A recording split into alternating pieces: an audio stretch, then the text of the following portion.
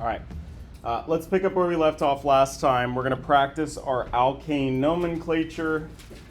All right, and then we'll start discussing our first reaction of alkanes.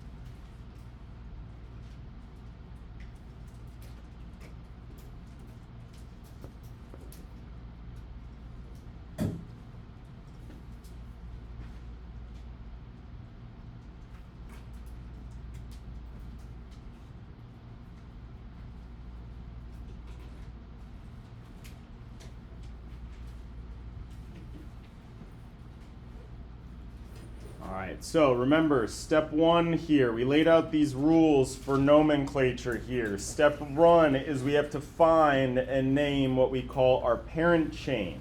By parent chain, we mean the longest continuous set of carbons in our molecule. So going to our example here, we're going to find our parent chain. Our longest continuous set of carbons are these four here. All right. So we have these prefixes that indicate how many carbons are in our parent chain. We made this little cheat sheet. Okay, one carbon is the prefix meth. So for example, methane is a single carbon alkane. 2 is eth, 3 is prop, 4 is bute. And then it kind of follows the normal geometry. 5 is pent, 6 is hex, 7 is hept. 8 is oct, 9 is non, and 10 is dec, right? So we indicate how many carbons we have in our parent chain with these prefixes here. And then for the alkane, so this is our prefix. This will be the first part of our parent chain name.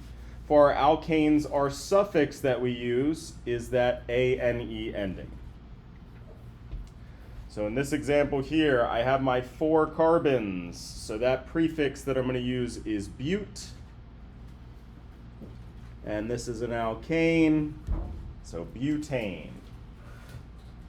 All right. For this one here, this one's a little bit more complicated because now we got some stuff sticking off of our parent chain, but that very first step is the exact same. We got to find our parent chain in this molecule, our longest continuous set of carbons. All right, what's the longest continuous set of carbons in this molecule? 1, 2, 3, 4, 5, 6, right? So my parent chain here, I can say, is 6 carbons, so that's that prefix hex. So this is a hexane. But I'm not done there, because again, the whole point of nomenclature is to account for all your carbons in this structure. So I still got this one over here that I have to account for. These things sticking off of our parent chain we call substituents. All right, and that was step 2, is we need to find and name our substituents here. We're going to use the same prefixes as we discussed to indicate how many carbons there are in our substituent, but now the ending we're going to use is that YL ending. So that particular substituent had 1 carbon, so it has this meth prefix, but it's a substituent, so it would be a methyl group. All right, cool. So that means I can say this is a methyl group. Great. Now I got to indicate where on this carbon chain that methyl group is. So now we got to put in step 3, we're going to number our parent chain. And remember, you can always number in 2 directions. So we're just going to, while we're starting out learning here, we're always going to put them both down and look at them to figure out which is the best. So 1, 2, 3, 4, 5, 6. Or if I go the other way, 1, 2, 3, 4, 5, 6. All right, so looking at that methyl group, in my blue numbering scheme, believe it or not, that's a 3. And in my red numbering scheme, it's on carbon 4. So which one am I going to go with, blue or red? Blue. I want the lowest number in the name, so I'm going to go with that blue numbering scheme. Okay, so then when we assemble our name, we put it all together. We're going to indicate the locant, the location of that methyl group. It's on carbon 3. So 3-methylhexane. Remember, run it together. It's all one word. Okay? Cool. All right, so next thing we're going to introduce here is we talked about alkanes. Now we're going to talk about what are called alkyl halides.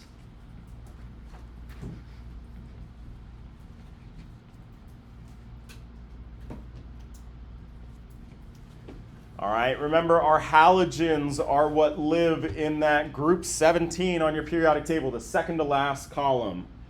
So by halide, we mean our halogens.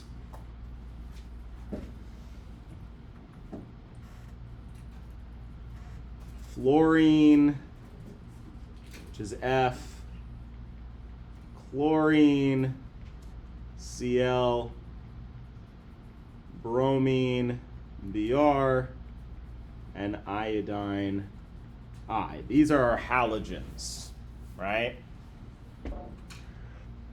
So if we're talking about alkyl halides, and this is an organic chemistry class, what do we think we're talking about in terms of our molecules? We're not talking about individual fluorine atoms or chlorine atoms. Those aren't organic molecules.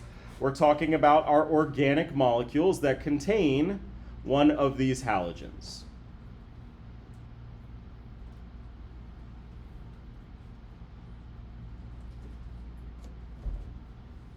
Okay, so this would be an alkyl halide. I could even be more specific and say this is an alkyl chloride, but that's a type of alkyl halide. So again, the halide refers to the fact that you have a halogen in there. The alkyl means that you have an alkane with that halogen. Okay, remember what we discussed about our halogens. They like to have how many bonds? Just one. And how many lone pairs? 3. Okay, so they're always sort of decorating the outside of the molecule. They're never going to be in the middle because you can only have one bond associated with your halogen. Okay, so kind of like our hydrogens when we were drawing our formulas, we kind of save those halogens to the end, just used them to decorate the outside of our carbons. You never put them in the middle of your molecule. All right, cool. So, great. And why we're talking about this particular functional group will make sense when we start talking about reactions here in a moment.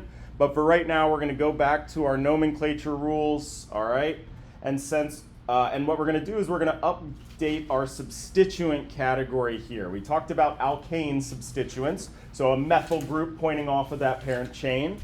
Now let's talk about our halogen substituents. All right, so remember what we said about our nomenclature. We've got this sort of base set of rules, and we're just going to kind of keep tacking on to them for every functional group that we learn here. Okay? Our halogens are treated as substituents. They're treated as something pointing off of the main chain.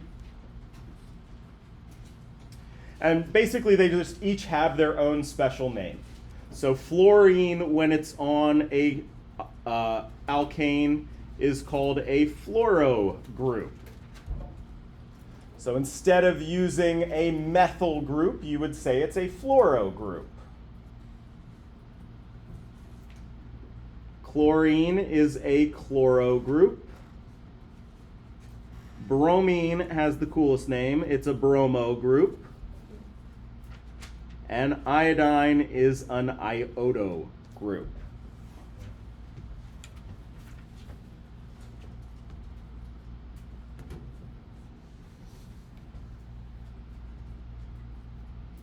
Okay, so we had substituents. We talked about alkane substituents.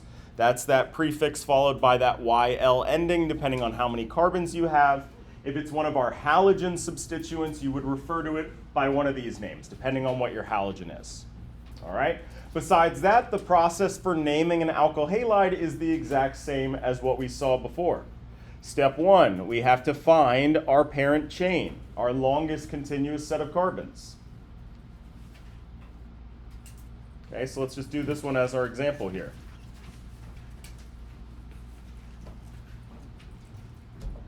All right, I'm going to give you all a minute or 2 minutes. See if you can't name this based on just what we introduced, and then we'll go through it together.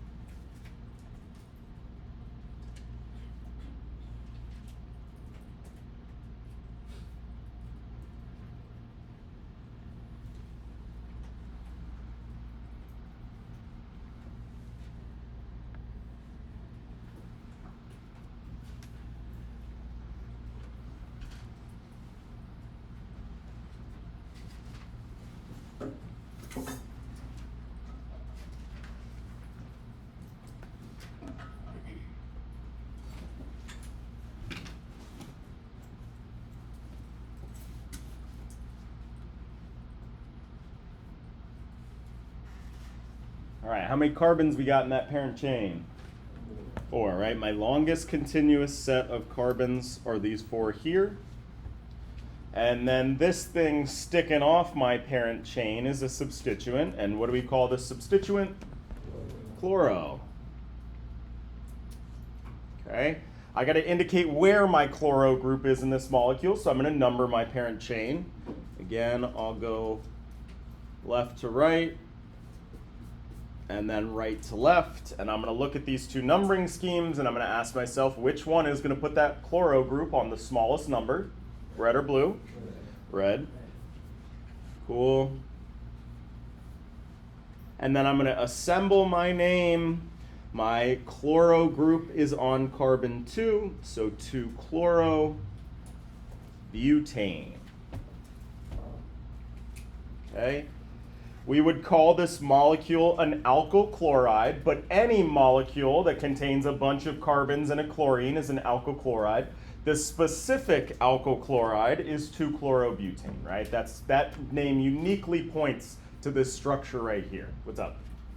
Can a molecule contain, for example, fluorine and Totally. chlorine? It can contain any number of halogens. Alkyl chloride would be... Don't worry about all that. You would just call it an alkyl halide, I guess, then. But yes, in terms of what a molecule could contain, we could replace every single hydrogen on here with a halogen, right? There's nothing illegal about that, okay? Cool. So before we move on, let's just practice our naming of our alkyl halides here. Okay, we're going to sort of mix what we learned how to do last class with what we just learned here.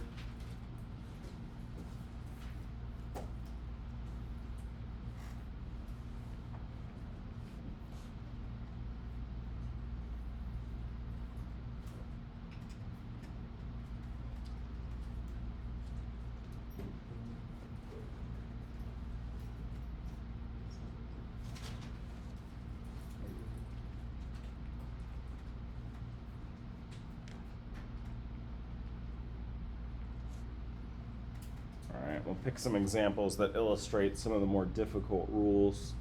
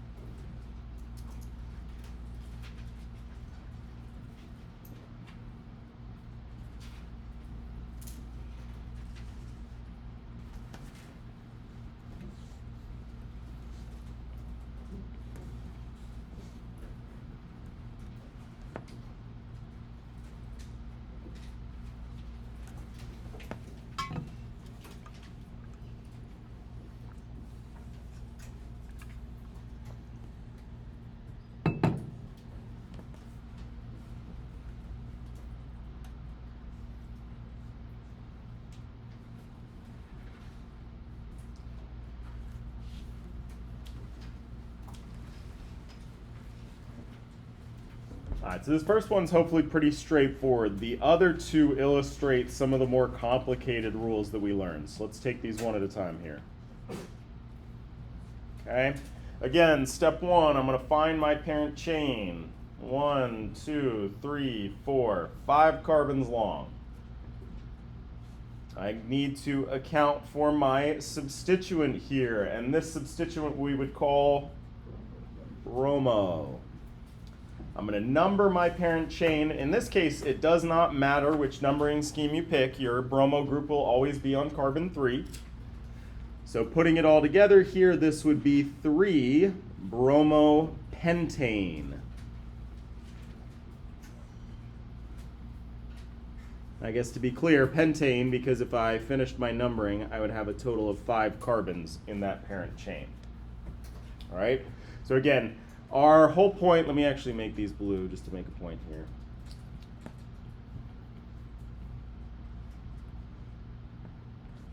All right, so the whole point of your name is you know where your carbon is, where your substituent is. It's located on carbon 3.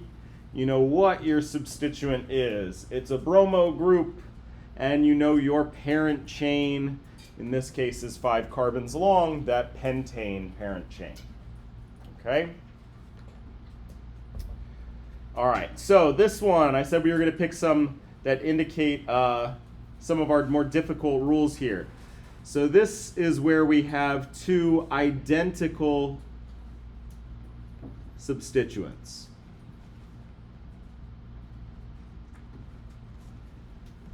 Right? In this case, we have these 2 fluoro groups. So we're still going to start everything off the same. We're still going to find our parent chain in this molecule, our 1, 2, 3, 4, 5, 6 carbons. Okay? I again have my substituents. This one's a fluoro group, but this one's also a fluoro group. All right? When I number my parent chain, 1, 2, 3, 4, 5, 6, or I could go the other way. Which one of these numbering schemes do I want to pick? The blue or the purple? Purple. Yeah, I want that lowest number in the name. All right, but when we assemble our name, this is where we have to be careful. For identical substituents, you're going to use these prefixes to indicate how many of them you have, right? So that's when we would use di, or tri, or tetra, and honestly, penta, hexa. I guess we'll be good and finish our list. To indicate how many of them we have, all right? So this isn't just 2 fluoro groups. We would put into our name difluoro. Okay, and then the other thing that we mentioned with our identical subscripts, and really anytime you have multiple substituents, you have to put the locant of both into your name, even when they're on the same carbon. Everybody remembers to do it when they're on different carbons, and everybody forgets when they're on the same carbon. I need to indicate that both of these fluoro groups are on carbon 2. So 2,2 difluorohexane.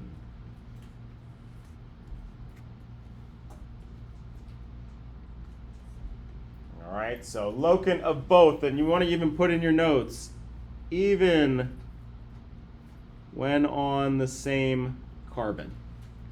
That's when everybody forgets.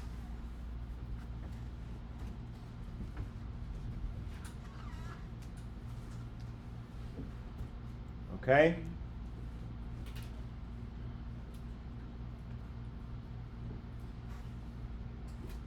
Okay, so when we have multiple substituents that are identical, we're going to use this prefix as di, tri, tetra to indicate how many of those substituents we have. All right, so then let's do our last one here. How many carbons are in our parent chain? 7. 1, 2, 3, 4, 5, 6, 7. If you said 1, 2, 3, 4, 5, 6, 7, that's the exact same. Either one would work. Okay. Now we also have two substituents in this molecule here. This one we talked about. What's the name of that one? That's an iodo group. Whoops, that's not how you spell that. All right, and then what about this one? That would be an ethyl group, right? So this molecule has a mixture of a halogen and an alkane substituent. But we talked about our alkane substituents. This one would just be an ethyl group. So now let's number our parent chain. We're going to go in the one direction. 1, 2, 3, 4, 5, 6, 7. We'll go in our other direction. 1, 2, 3, 4, 5, 6, 7. All right, and so this was another special case scenario here where we have a tie in our numbering.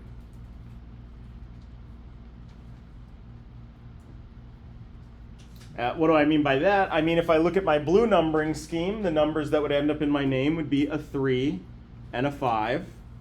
And if I looked in my purple numbering scheme, the numbers in my name would be a 3 and a 5, right? So again, we have a tie. So how do we break our tie? Alphabetical order, right? So if and only if you have a tie, do you break with alpha order. Right? And that's why we put the names of our substituents down so that we can clearly see which one's going to win in alphabetical order. I mean, I got to sing the alphabet to myself every single friggin' time, but nonetheless, you sing the alphabet and you know that E comes before I, so that means we're going to pick that purple numbering scheme here. All right, we're going to put the one that comes first in alphabetical order on the lower number. And every time we assemble in alphabetical order, so 3-ethyl, 5-iodo, heptane. All one word.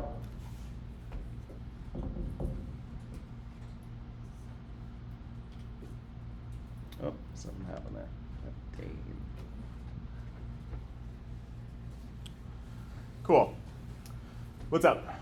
So in between the 3-ethyl and the 5-iodoheptane, would you put the dash or would you put a comma between the ethyl and the 5? Okay, good question. Commas separate numbers.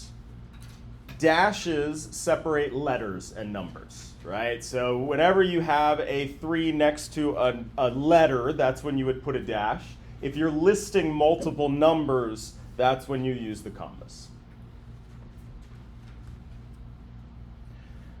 Okay, cool. So now, again, we talked about alkanes. That's the name of the game here today. So now we're going to talk about reactions of alkanes. So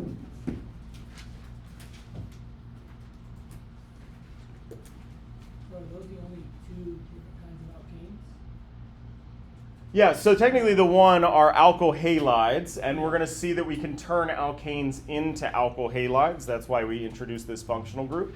They both do share the same ending of the name, right? But this isn't an alkane, it's an alkyl halide. Yeah. But yeah, we'll circle back to those alkyl halides here in a second, basically, all right? Again, the name of the chapter is alkanes. That's what we're going to focus on. And there's really only two types of reactions that we're going to learn for alkanes. They turn out to be very boring functional groups. They're very stable molecules. They don't really react all that easily, except for under pretty extreme conditions. So our first reaction of alkanes are what are called combustion reactions.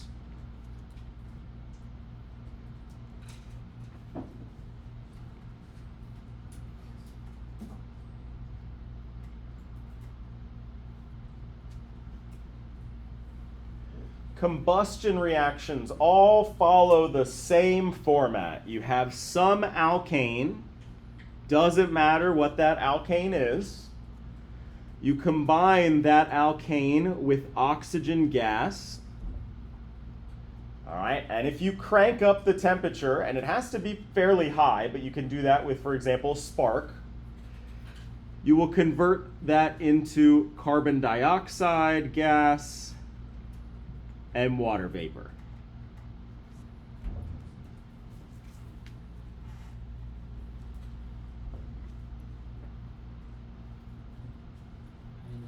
vapor was, CO2, H2O just with the gas designation, right? And really you form water, but because this reaction releases so much energy, it does so in the gas phase, okay? And that's kind of the big shtick of this reaction. This reaction is fairly famous, made famous by us humans here, because the consequence of this reaction is that it releases a ton of energy.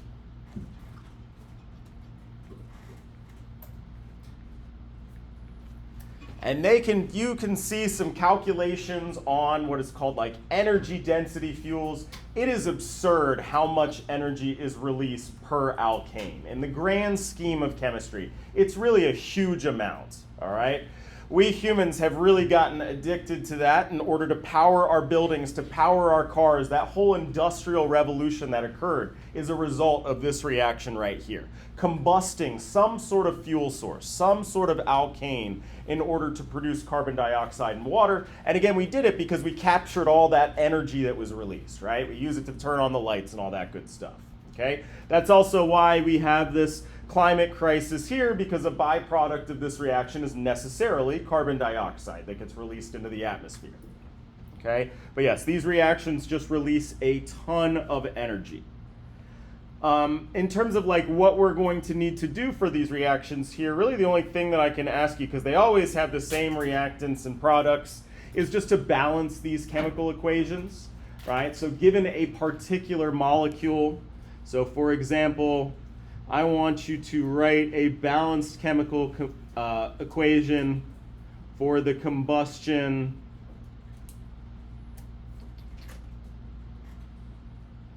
of this guy right here. Okay? And what you're going to need to do is you're going to need, in order to write a balanced chemical equation, you are going to need to tell me the chemical formula. Because once we have that, we can say that that plus O2 gives us CO2 and H2O.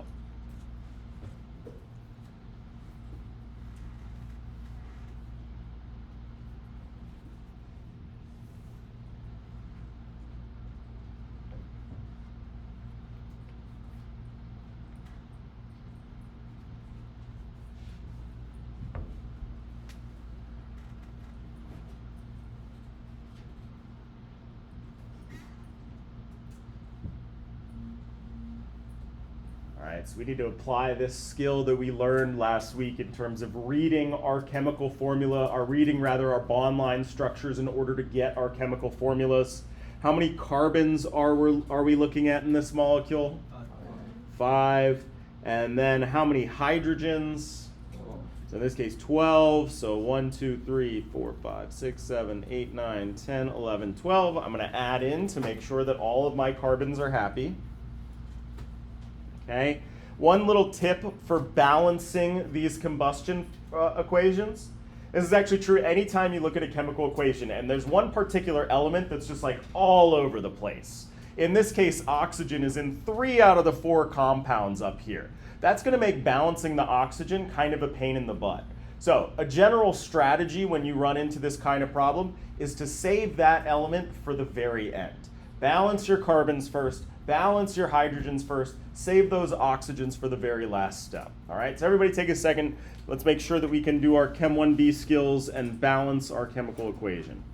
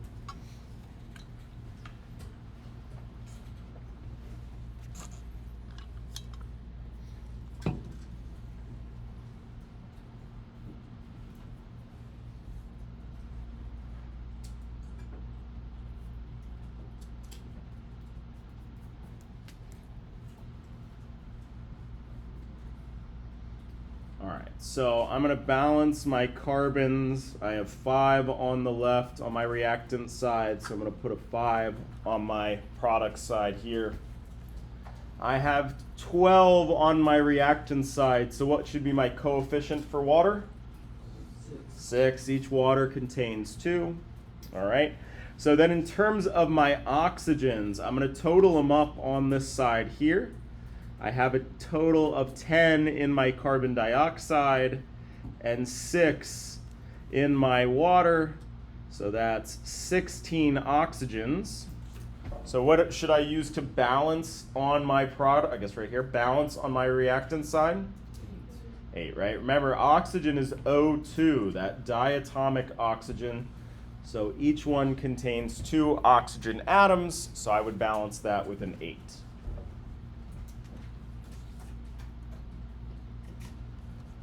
Okay, so most common reaction of alkanes, we dig them up out of the ground and we combust them to turn them into energy that we then use to power our cars and all that jazz. All right. Another reaction that we're going to learn about, and this one we'll go into a little bit more depth because it's pretty cool. This is what's called a radical halogenation reaction.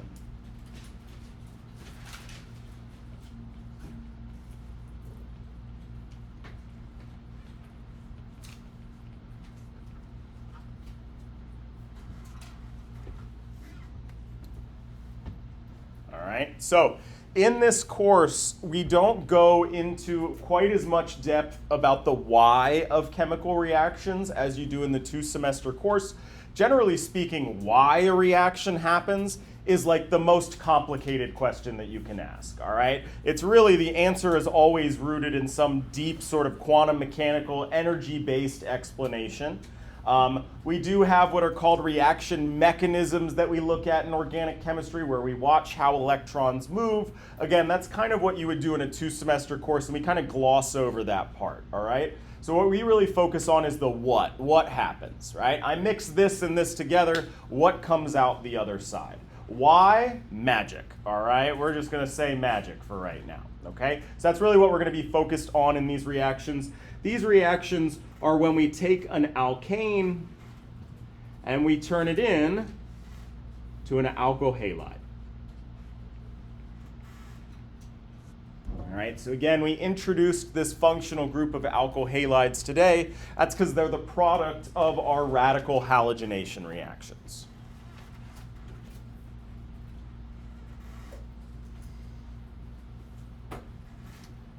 All right, so our reactant is going to be an alkane. In chemistry, organic chemistry, we actually, and you'll hear this in biochemistry as well, we oftentimes call our organic reactant our substrate. And then we have our product here. Okay. Substrate? Substrate, yep. Substate is what I wrote, but that's not what it is. It's a substrate. Okay. And again, this is just a fancy term for an organic reactant.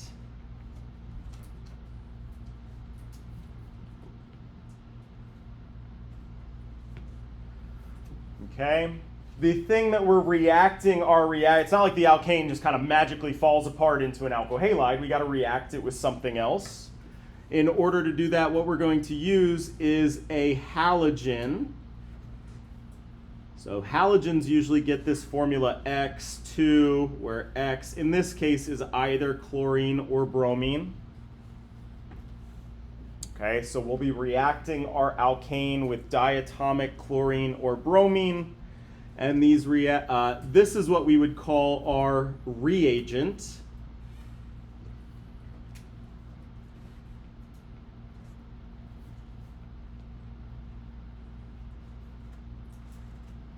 Reagent is just a fancy word for our non-organic reactant.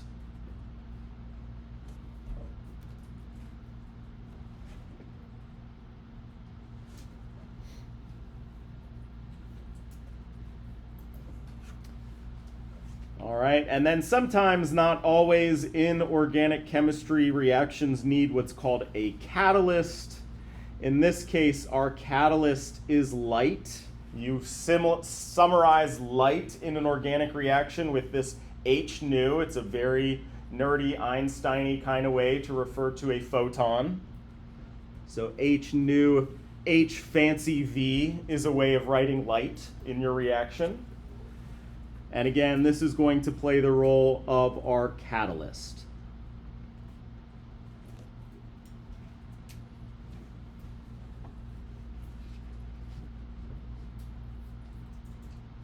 Okay.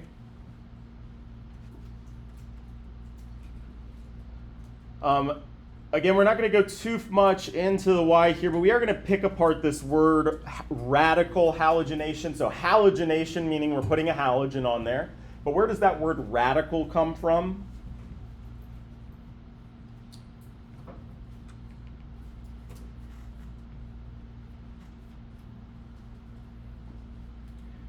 A radical in chemistry is an unpaired electron.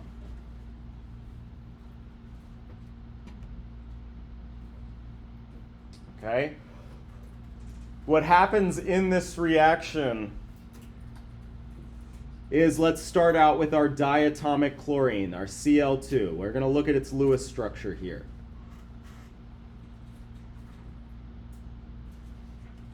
Chlorine gas is super toxic, okay? It's kind of funny because we put sodium chloride on our food and we eat it and it's absolutely no big deal. That's chlorine after it's accepted an extra electron, become a chloride ion, completely harmless. But chlorine gas is mustard gas. It is a super toxic gas. And the problem is that this molecule here basically just falls apart really easily. So all you need is light, and light is about the most available catalyst that you can have, right? We got light in this room all over the place. And what happens is light will just break apart this molecule in such a way that each of these chlorine atoms now has an unpaired electron. So these are what we would call radicals here, or radical electrons. They're unpaired. Would that be another exception to breaking an octet rule? Yes, this would be another exception, breaking an octet rule. And because of that, these radicals, the only thing we really need to know about radicals is that they are super pissed off. They are so unhappy, it's not even funny. They will react with anything and everything around them. Okay? So our radicals, these unpaired electrons, are super unstable.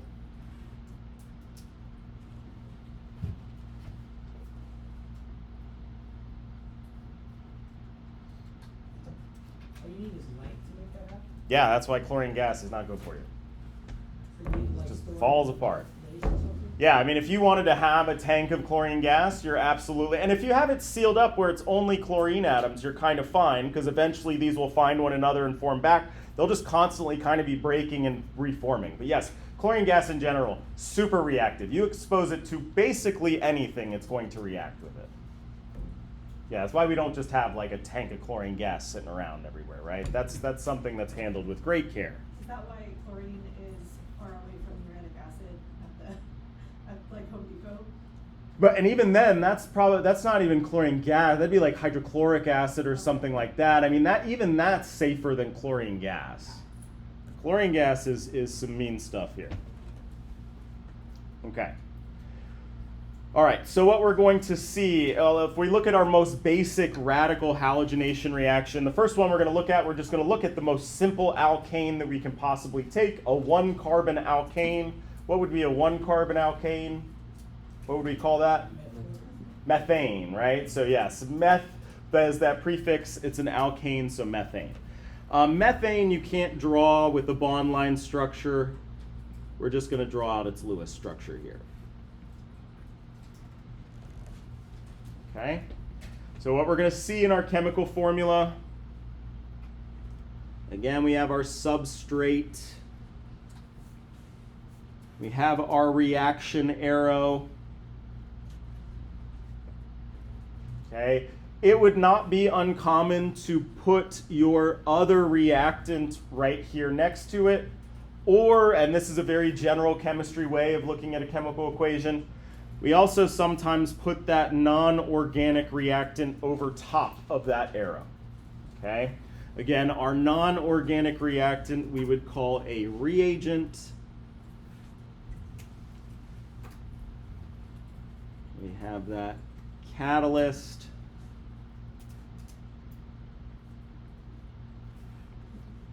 Okay, and what's going to happen is one of those hydrogens, really, in the reaction what really happens is that radical chlorine comes and rips off a hydrogen and then goes and replaces it with a chlorine atom.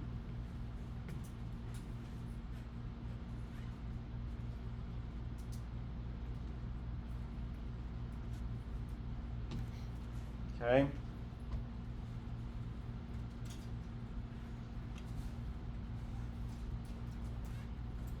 So again, our substrate is an alkane, and our product is our alkyl halide, as well as hydrochloric acid.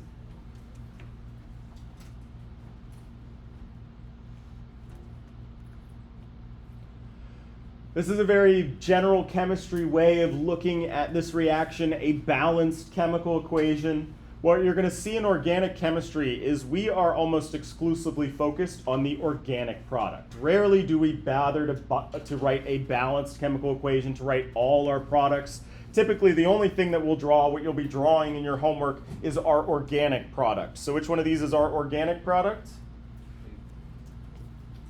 This one, right? To be organic, you got to have carbons and hydrogens. Okay? So you'll see this all the time in organic. Like, it would not be at all unusual to look in a textbook and see this reaction summarized as just this. They kind of completely omit the HCl, the non-organic product. All right, if we're good, we write our balanced chemical equations. But oftentimes the question is, what's happening to our organic molecule? That's kind of the story we're focused on when we talk about reactions in organic chemistry. Okay? So what we're going to focus on here is drawing our organic products for these.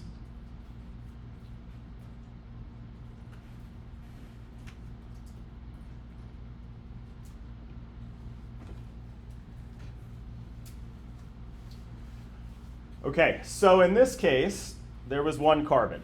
Where I put that chlorine, there was only one option, right? As soon as we use a molecule bigger than methane, all of a sudden we could have multiple products on our hands, all right? So let's do another one here. But now we're going to start with propane. Again, I'm going to be reacting the propane with chlorine gas and light.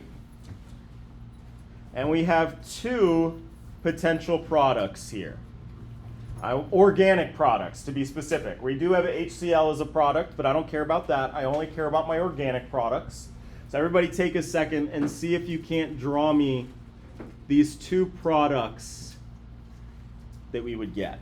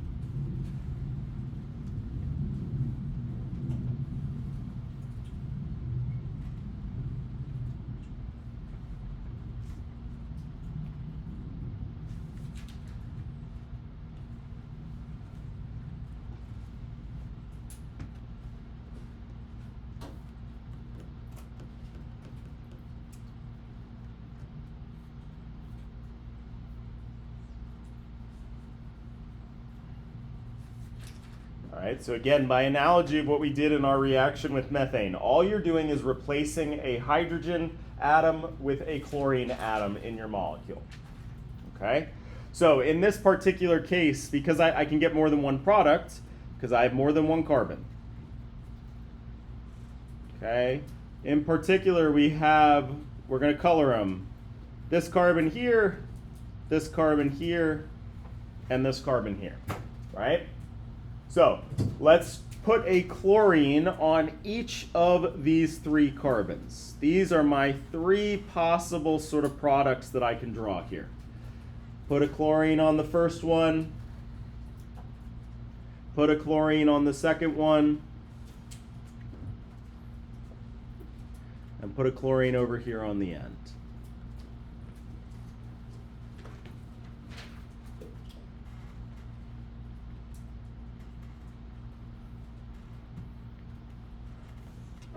Cool? All right, so how are we going to find our different products? Well, again, I can replace any hydrogen on here with a halogen. So that's what I've done. I've replaced a hydrogen on the blue carbon with a halogen. I've replaced a hydrogen on the red carbon with a halogen. And I've replaced a hydrogen on the orange carbon with my halogen, right? That's how I got these three. I told you there were only two products, so what gives? I just drew three different structures up here, and I said there were only two products.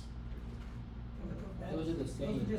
Those are the same, exactly, on opposite sides. It turns out this guy here and this guy here are the exact same molecule. They're just mirror image. It's like I picked it up and flipped it like a pancake, kind of, right? It's the exact same molecule. I just drew it twice, okay? So this brings up a good question here. Well, then how the heck, how do I know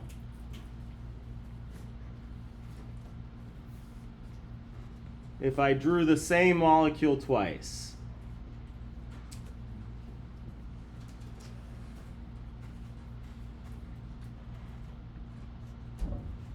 All right. Truthfully, this is something that comes with a little bit of practice. You get a good eye for being able to spot, like, oh, I can just kind of pick it up and flip it upside down. You can always build it with your model kit. That's a great way to prove to yourself that they're the same structure as well. But there's kind of this like ultimate tiebreaker that you can always do that will tell you whether or not you have two molecules that are indeed identical, and that is to name it. Remember, the whole shtick about nomenclature is it will uniquely point to a molecule. All right? So if we went and named each one of these molecules, we could prove that indeed those two on the end are identical to one another.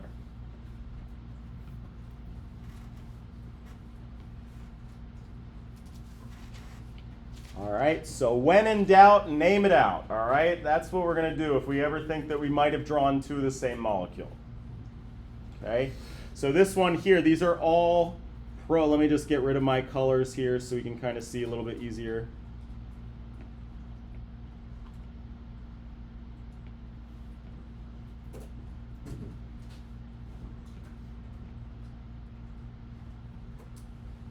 I find my parent chain, my three carbons. I'm going to number my parent chain. This would be carbon 1. So this is 1 chloropropane.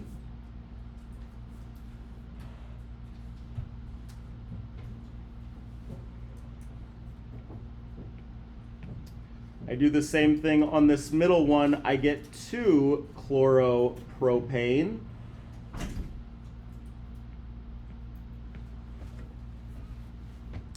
When I get to my end molecule here, I find my parent chain.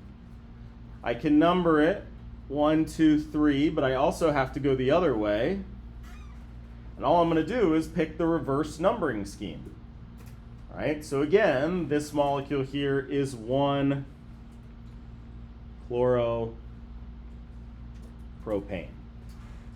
All right, so again, all that to say that these two are indeed the exact same molecule, so I'm not going to include them twice. They wouldn't be two different products. My first product would be the 1 chloro. My second product would be the 2 chloro. All right, so again, how do we tell if we drew two identical molecules. That's not going to work too well. If you're not sure, you can just name your molecule.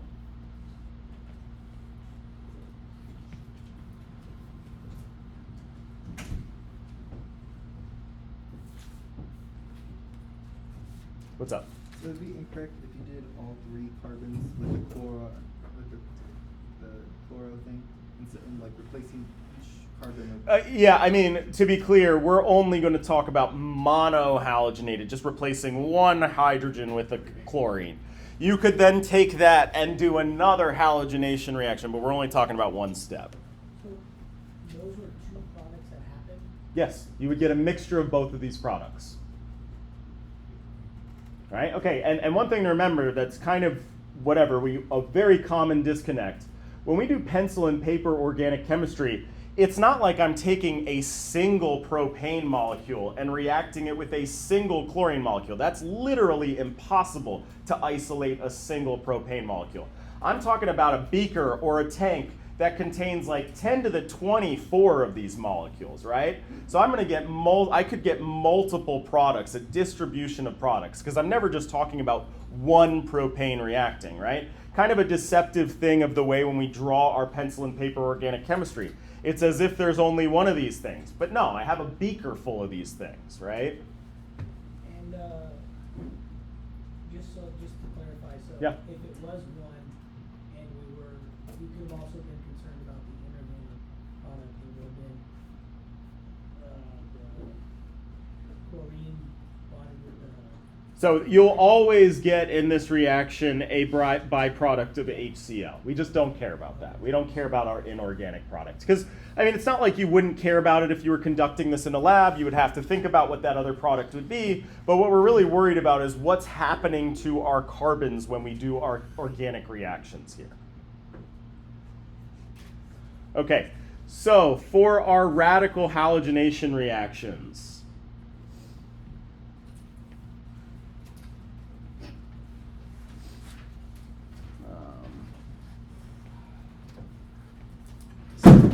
step one is we're going to determine all of our possible products.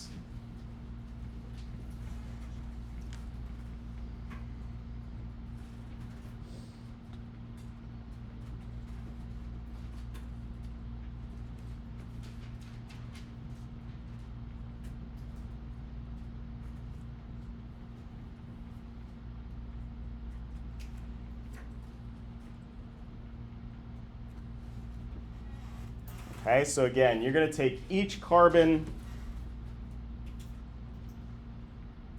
you're going to substitute a hydrogen or a halogen on each carbon. And then you're going to double check for identical products.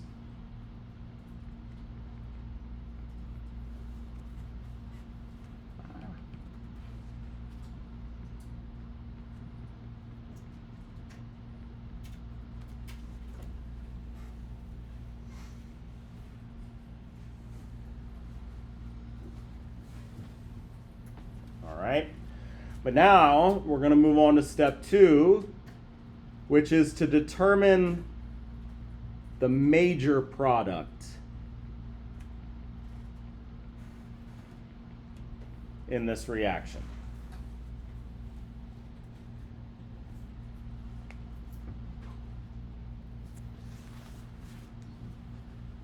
Okay, so we established that if we take pentane and we do this reaction, we're going to get a mixture of 1 chloropentane and 2 chloropentane. But now we want to ask ourselves, which one of these is the major product in this reaction? All right, so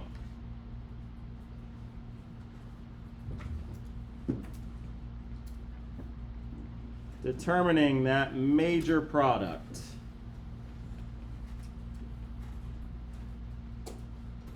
I regret to inform you that this is going to be one of the only times in this course where we're going to have to do a little math here. All right?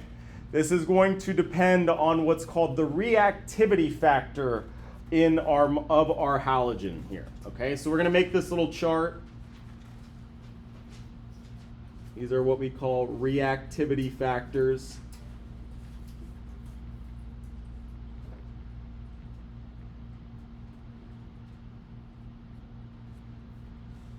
Okay, we're going to be looking at our two halogens that we could be using in our radical halogenation reaction, chlorine and bromine. Okay. And the reactivity of these halogens with one of the carbons in your molecule depends on one of these things that we went over last week, which is the classification of the carbon in that molecule. Remember last week we went over how to identify primary, secondary, tertiary, quaternary carbons. And we said it's because they behave differently in reactions. So this is what we're going to see here. So our third category here in our chart is going to be the classification of the carbon.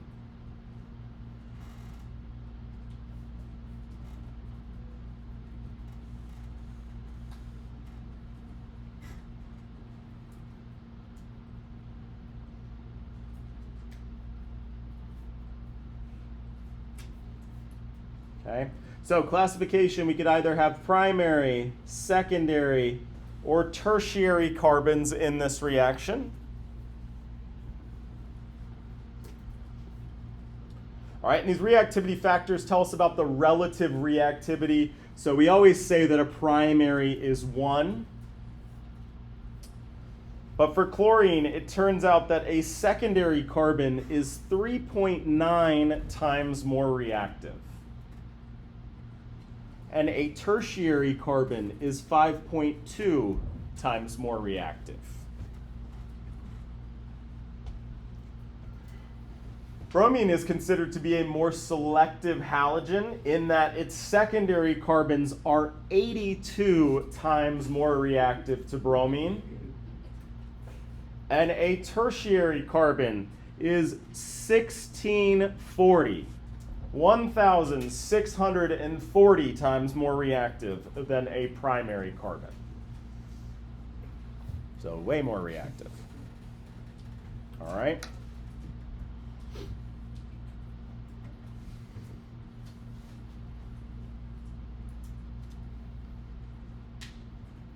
All right, so we're going to use these. We're going to have to do some math when we get a calculator. These numbers are going to help us determine what the major product is in our reaction. Okay?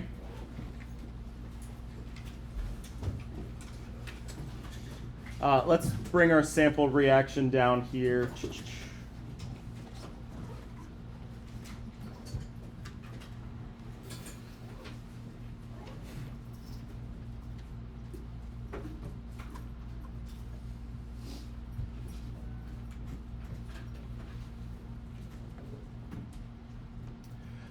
One more thing before we move on.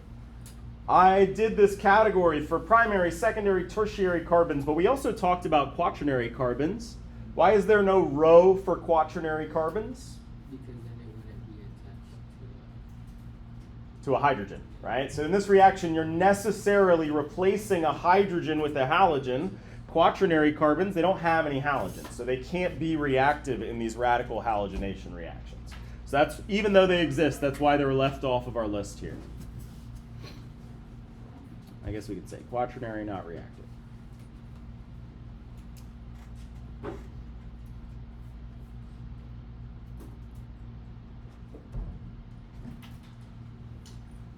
Okay, so first of all, we can see by our chart here, primary carbons are 1, secondary carbons are 3.9 times more reactive, and tertiary carbons are 5.2 times. Okay, so if we look here, let's classify these carbons, right? So we said this carbon over here is what was involved in this reaction. What would we classify that carbon as?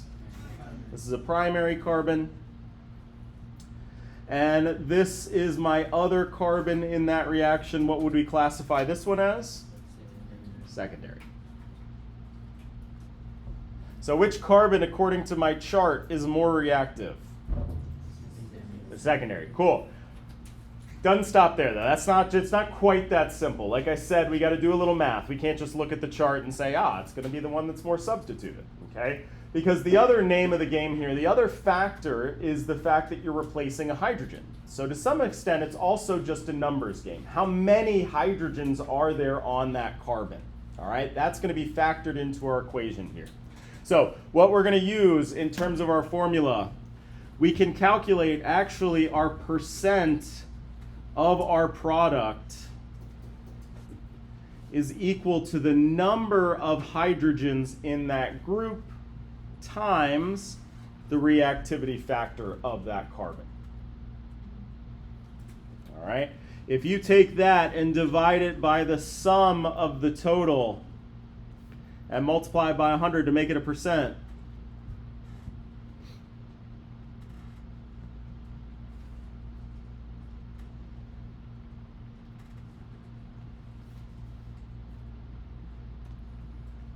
you'll get the actual percent distribution of your products.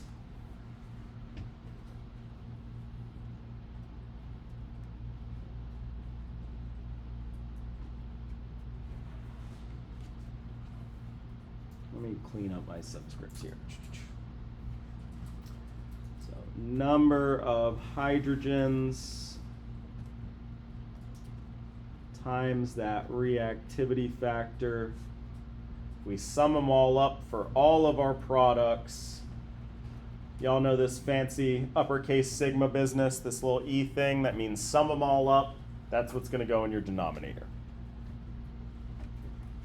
All right, so let's look at the top part of this for each of our examples. Okay, we're going to do this one first because I think it's the easiest. So again, we want number of hydrogens times that reactivity factor.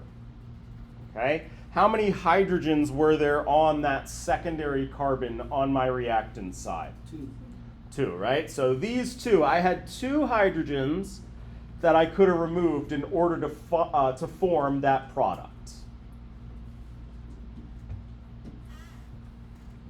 Okay, not to be confused with the fact that there is currently one, but I'm talking about before the reaction happened, right? How many were there that could have formed this product here, that could have been removed to form my product? So that's 2. And now I'm going to multiply it by the reactivity factor of that carbon. According to my chart here, what's that reactivity factor? 3.9. Okay, cool. So in order to get this, the total, we're going to jump to the other side and play that same game. Number of hydrogens times that reactivity factor. Okay.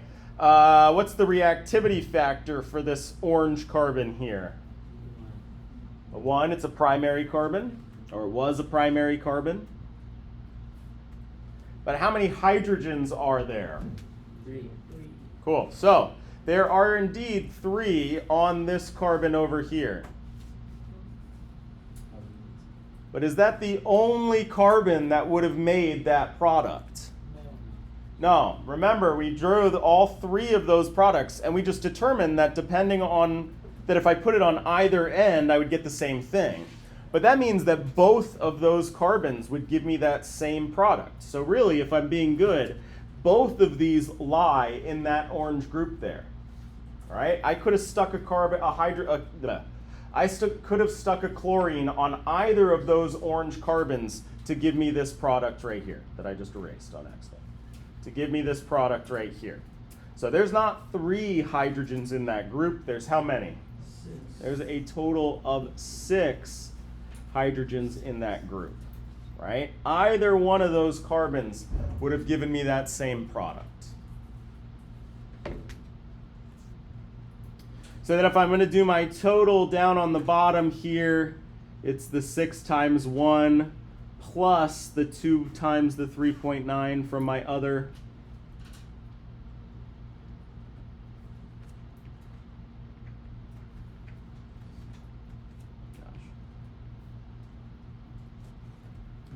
Okay, again, if I multiply that by 100, I'll get my actual percent distribution. Would you prefer for us to round to the 10th or the 100th? I think it tells you in your homework. I don't remember off the top of my head. Do it to the 10th, let's say.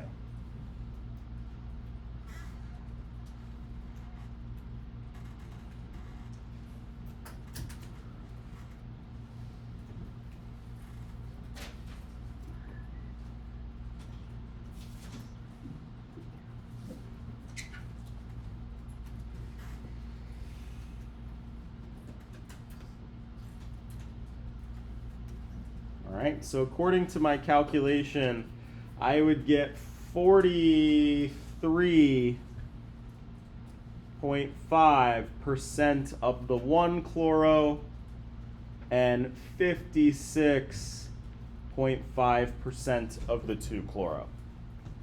So then what would be my major product for this reaction? The 2 chloro. The 2-chloro, the one with the bigger number, right? The one that you get in higher abundance. You can see it's pretty close. You get a pretty equal distribution of these two. But because of that higher reactivity factor, I do have more of that 2-chloro product.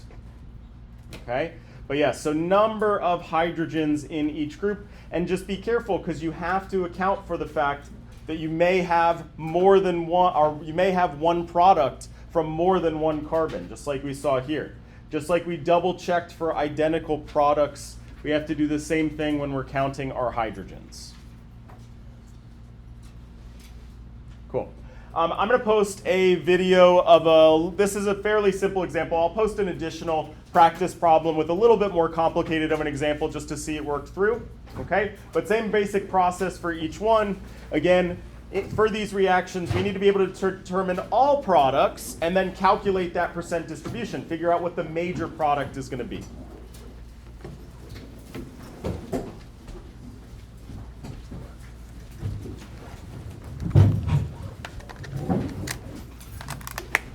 I guess just to be clear.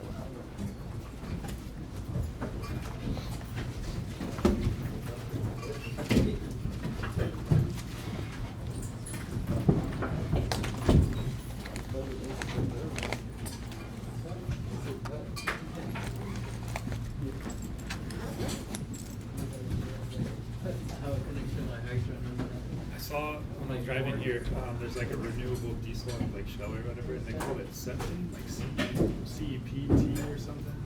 So I wonder No what that- idea. I doubt it's an IUPAC thing. It's probably an industry name. Oh, okay.